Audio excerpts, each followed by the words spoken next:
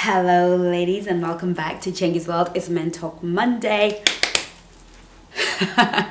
So let's talk about these boys. If you're new to my channel, welcome to Chengi's World. I am Chengi and you, my precious one, are my world. And for those of you who are coming back to my channel, I love you so much. Thank you so much for coming back, for liking, subscribing, commenting and sharing. Oh yes, I will always thank you and love you for becoming and being part of my world. So today we're talking about the list. The list, people. Okay, what am I talking about? Who here, right, in the comment section, do this for me? Please do this for me. Please write me in the comment section if you at some point in your single journey have written a list. Me, I'm gonna write it in the comment section, right? I'll be the first to write it in the comment section. We have all written a list. We've all been in that church service where somebody has said to us, write a list of the kind of man that you want. We've all been in that seminar. We've been told, write a list of the man that you want. Write a list, write a list, write a list. And I am all for the list. I am. I actually tell my clients to write lists.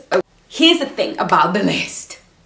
The list might be a love block for you right now. The list might be wrongly written. So I wanted to do this video so that you could go back to your list and have a look at your list and really begin to evaluate and ask yourself some important and serious questions about this list. Okay, now what most people will do is look at your list and go, that's not very realistic, you're never gonna get that. I mean, like, you know, a friend of mine wrote a list and she showed it to our pastor at the time, and our pastor says, wow, it looks to me like the only person you're gonna marry is Jesus Christ. Okay. So yes, those sort of comments will come. People will, you know, look at your list and think it's unrealistic.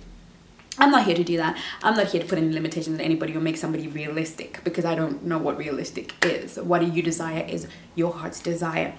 However, the longer the list, the more it indicates to me that you are not mature. Trying to find another word. And when I say mature, what I mean is when you've lived and are mature and look at life from a mature perspective, you will realize that we're all human beings and that you don't get everything on your list because God has better. God knows more. God understands you better. So it's not that he's going to give you less than what's on the list. He is going to give you best, right? But that best might not be on your list. Often what we find as love coaches and in our own experience and experience of those who are married is they didn't get what they wanted, they got what they needed. Okay, so you will find a lot of people saying, I didn't marry the guy that I thought I would marry. I didn't end up with my type. I didn't get what I wanted, but I didn't even know I needed the things that he was bringing into my life. I didn't even know I needed somebody to care for me. I didn't even know I needed this thing in my life. Okay, so this video today is going to help you fine-tune the want list to really examining yourself and thinking, what do I need in a man? When you look at your list, asking yourself the question, do I need this? Do I want this? So you're going to end up with two lists, the want and the need. The need is your non-negotiable. You've got to have these things in order for you to be happy, at least content in a relationship. The other want is the bonuses that you could leave or take. So your list, instead of having one long list, should be two lists. One side is what you need. This must be present. Otherwise, you know that it's not going to work.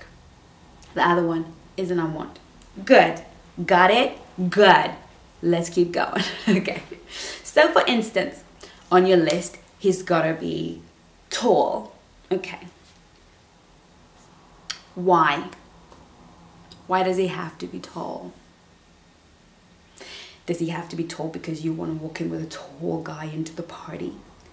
Does he have to be tall? Now, if you are an entertainer, if you are somebody who's always before cameras and lights and whatever, and it's important to you that your escort looks good because your job requires it, I don't know what explanation one could have, then it's a need. I need to be seen with a good looking man because I am a good looking woman who's always in front of cameras, walking the red carpet, blah, blah, blah. But other than that, why does it have to be tall? Because perhaps you're very petite, maybe you're like under 5 foot, and you would like your children to have some height. Maybe that's a need, fine. But much of those tall external kind of requirements are not needs. They don't meet a particular need in terms of your ability to be happy when the lights go off and the doors are shut and there are no cameras and there are no people. What makes you happy when you're with this person, when you can close the door in the world and be with this person? His height is not going to spark joy, if that makes sense. So you might want to put it on the want list, but not on the need list. Okay. Does he have to be rich? Now, I'll give you an example of myself. I am at a stage and a place in my life where, yes, I still need to make money and I still need to pay the bills, but I'm not at that building stage in my life. I'm at that enhancement stage in my life. I want to build upon what I've built. I have the money to pay my way. I can afford my lifestyle. I keep it modest as far as I'm concerned, and I can afford it. So it would be nice to have a rich guy in my life with loads of money to spoil me. That'd be nice. But I don't need that as much as I need a man's time and attention. I'm at the stage in my life now where I need somebody who will listen to me, encourage me, be interested in the things that make me tick, interested in my projects, somebody who will fan the flame, and somebody who will support and hold fort while I go off and do some of the things that I feel I need to do. I need a supportive person. I need an emotional supporter. I need somebody who will help hold me supportively emotionally, who will tell me I'm strong, I can do this, I'm resilient, go for it, you can do it, you're strong, you're able, you're capable. That's what I need. Okay.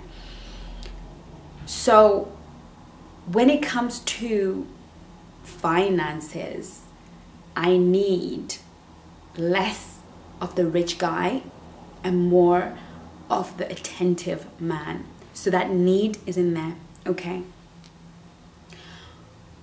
I need a man who gives me time and attention. That is what I need. So I am not going to go for particularly or be attracted to a man who is very high career focused, on the climbing the corporate ladder, a doctor, somebody who's an NE. I am not going to meld well with a man who is pursuing money in that way or a status, because he's going to be so focused. He's going to be working late nights. He's going to be so focused on his projects, on his things, on what he's going to build, that he's not going to be able to give me the time and attention and the support that I need in order for me to do the things that I need to do with my life right now.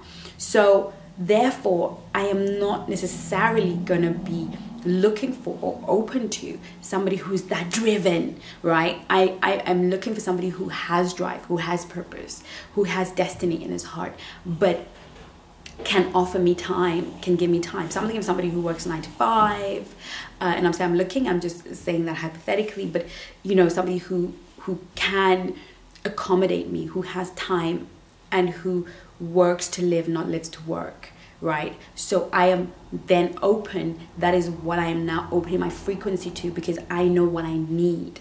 I would not be happy if all a man did was have money to take me nice places and buy me nice things, but didn't have time to call me, didn't have time to text me, didn't have time to see how I made it through the day, how I made it through the night, didn't have time to care for me and spend time on a call with me or physical time with me, because he's out there doing a million things, right? So that is what I need. So in my list, I then therefore separate that, yeah, it would be nice on the want list for a guy to be rich, but really, this is what I need on my list. A man who has time and attention for me. A man who can provide, who can protect, but not necessarily a man that is rich, if that makes sense. So when we're looking at our list, do you need a man who, are children a priority in your life right now? Because if children are a priority in your life, then do you want this? Or are they not a priority at this stage in your life? What are the priorities? I can't go through every single thing, but I'm hoping that example really helps. And I want you to look at your life, the stage you are in your life, the things that you need for your life to take on that next level, and think, who is a suitable companion for such a girl? Even if you were to take yourself out and put yourself into the third person, who is a suitable companion for me at this stage in my life? What do I need? If you're not at the stage in my life that I'm, you're at a building stage, you might want that man of means. You want a man of means to help bring you up along, a man with greater wisdom to help bring you along and to support you. And that is probably more important than him sitting around looking in your eyes and telling you how beautiful you are, or caring about how you made it through the day. Because at this point in your life, you need that financial stability and support. There is nothing wrong with that. So therefore, in the need column, you will need a man of means. You need a man that is wealthy. You can put that in your needs column. Why? Because you're looking and assessing yourself.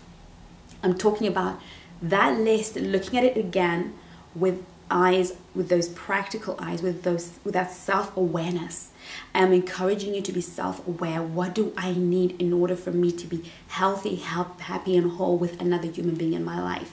Who and what role do they need to be able to play in my life?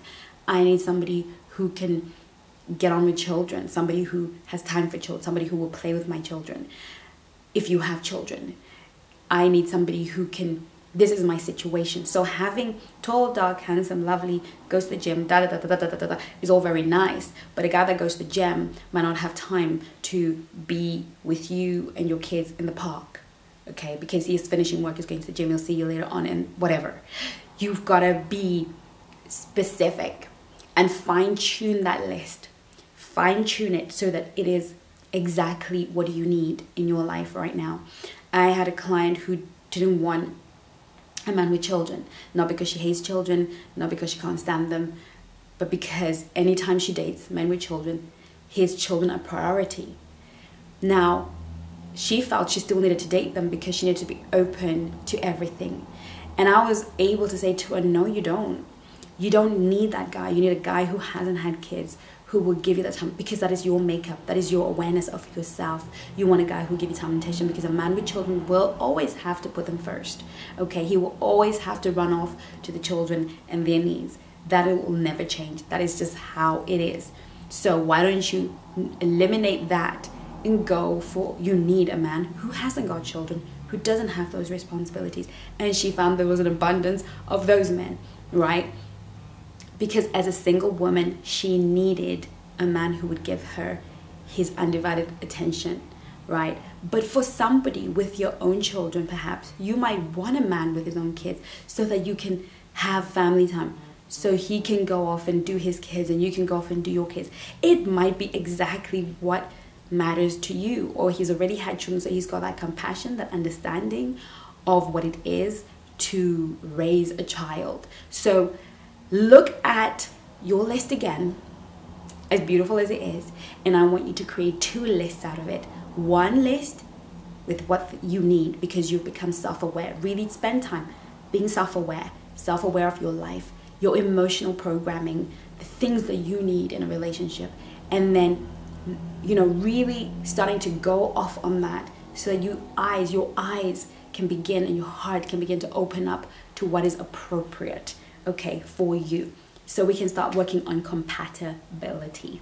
Okay, so I hope this helps. I hope this helps, ladies.